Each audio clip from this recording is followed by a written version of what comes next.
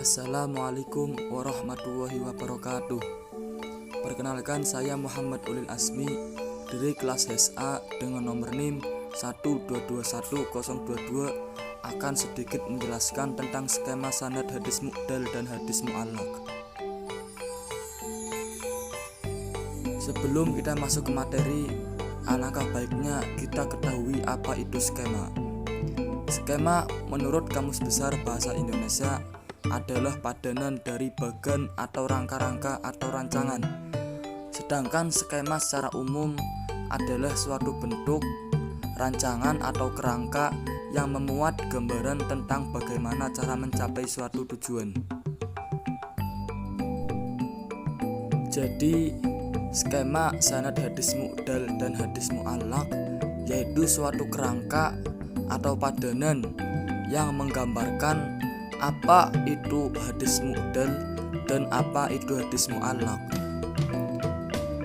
Di gambar di samping ada salah satu contoh kitab fan hadis yang dikarang oleh Muhammad bin Ismail al-Bukhari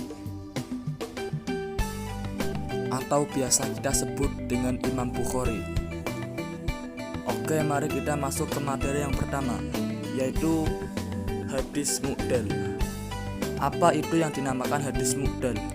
Mari kita simak bersama-sama. Menurut bahasa, mu'dal berasal dari kata a'dola yang memiliki arti menyusahkan atau menyulitkan. Sedangkan menurut istilah, hadis mu'dal adalah hadis yang di dalam sanadnya terdapat dua orang rawi yang gugur atau lebih secara berturut-turut. Adapun contoh hadis mu'dal yaitu hadis yang diriwayatkan dari Imam Malik yang berbunyi lil mamluki ta'amuhu wa kiswatuhu wa la yukallafu minal amali illa ma yutiq. Seorang budak itu berhak mendapatkan makan dan pakaian dari tuannya, dan janganlah dia dibebani atas suatu pekerjaan melainkan sesuai dengan kemampuannya. Imam Maliki meriwayatkan hadis tersebut langsung dari sahabat Abu Hurairah. Jelas hal itu sangat tidak mungkin, karena Imam Malik sendiri termasuk seorang tabi'in, sedangkan Abu Hurairah seorang sahabat Nabi. Jadi di dalam sanadnya ada beberapa rawi yang gugur dan terputus. Kemungkinan ada dua rawi yang terputus karena Imam Malik berasal dari golongan tabi'in. Jadi hadis di atas dikatakan hadis mu'dal. Selanjutnya ada hadis mu'allaq. Menurut bahasa, mu'allaq berasal dari kata allaqo yang berarti menggantungkan. Dilihat dari segi susunan kata atau tasrif, allaqo yu'alliqu ta'liqon wa mu'allaqon. Jadi kata menduduki kedudukan masdar mim atau maf'ul bih, sehingga mu'allaq berarti sesuatu yang digantungkan. Sedangkan menurut istilah, hadis mu'allaq adalah hadis yang di dalam sanadnya terdapat satu rawi atau lebih yang gugur secara berurutan, meskipun dalam jalur sanad lain terdapat rawi yang gugur atau tidak. Salah satu contoh hadis mu'allaq yaitu Allahu ahaqqu ayustahya minhu minan nas, yang artinya Allah lebih berhak dijadikan tempat merasa malu daripada manusia. Hadis riwayat Abu Dawud nomor 3501, Tirmidzi nomor 2718. Sanad dalam riwayat dari Imam Abu Dawud dari Abdullah bin Maslamah, dari ayahnya Maslamah, dari Bas bin Hakim, dari ayahnya Hakim, dari kakeknya, dari Nabi Shallallahu Alaihi Wasallam. Hadis di atas memiliki tiga sanad dari perawi yang berbeda-beda. Yang pertama, sanad dalam riwayat dari Imam Abu Dawud. Imam Abu Dawud dari Abdullah bin Maslamah, dari ayahnya Maslamah, dari Bas bin Hakim, dari ayahnya Hakim, dari kakeknya, dari Nabi Shallallahu Alaihi Wasallam. Yang kedua, sanad dalam riwayat dari Imam Tirmidzi. Imam Tirmidzi dari Ahmad bin Mani, dari Mu'adz bin Mu'adz, dan Yazid bin Harun, dari Bas bin Hakim, dari ayahnya Hakim, dari kakeknya, dari Nabi Shallallahu Alaihi Wasallam.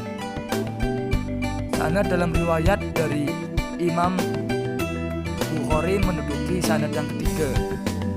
Namun dalam sanad Imam Bukhari terdapat sedikit kejanggalan karena Imam Bukhari menggugurkan beberapa rawi dan langsung tersambung dari Bas bin Hakim. Hal ini tidak masuk akal karena Imam Bukhari dan Bas bin Hakim tidak hidup sezaman, sehingga hadis di atas yang diriwayatkan oleh Imam Bukhari termasuk hadis mu'allaq. Perbedaan hadis mu'dal dan hadis mu'allaq. Antara hadis mu'dal dan hadis mu'allaq, keduanya hampir sama, namun ada sedikit perbedaan.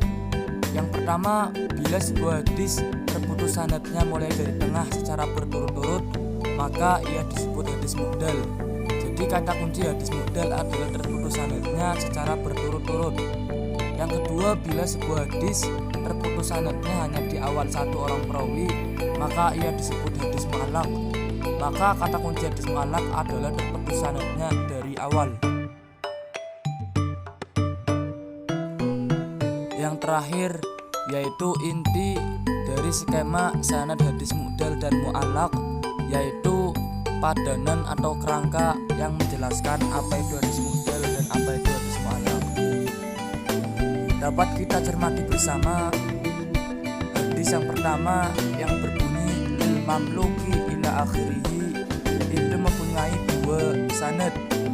Yang pertama dari Imam Maliki, yang kedua dari Imam Muslim. Dalam sanad Imam Muslim dapat kita cermati bersama-sama bahwa runtutan perawinya sudah sangat lengkap dan sesuai dengan kurun zamannya masing-masing. Namun dalam sanad milik Imam Maliki terdapat sedikit kejanggalan karena ada dua perawi yang dihilangkan, sehingga hadis di atas yang disanadkan oleh Imam Maliki termasuk hadis mu'dal. Selanjutnya hadis Allahu ahaqqu ila akhirihi. Dalam hadis tersebut ada 3 jalur sanad. Yang pertama dari Imam Abu Dawud, yang kedua dari Imam Bukhari, yang ketiga dari Imam Tirmidzi. Juga dapat kita cermati bersama-sama dalam sanad Imam Abu Dawud dan Imam Tirmidzi tidak memiliki masalah, alias dalam runtutan perawinya sudah lengkap dan sesuai dengan kurun zamannya masing-masing. Namun dalam sanad Imam Bukhari terdapat sedikit kejanggalan, yang mana Imam Bukhari tersebut di awal rawinya menghilangkan 1 atau 2 perawi, sehingga hadis di atas disebut hadis mu'allaq. Alhamdulillah, selesai sudah sedikit penjelasan tentang skema sanad hadis mu'dal dan hadis mu'allaq. Yang terakhir, saya dapat sedikit kata-kata dari guru saya yang beliau mengatakan bahwa termasuk ciri-ciri bodoh orang yang sudah tahu tapi tetap bertanya. Cekap sepadan matur nuwun. Wassalamualaikum warahmatullahi wabarakatuh.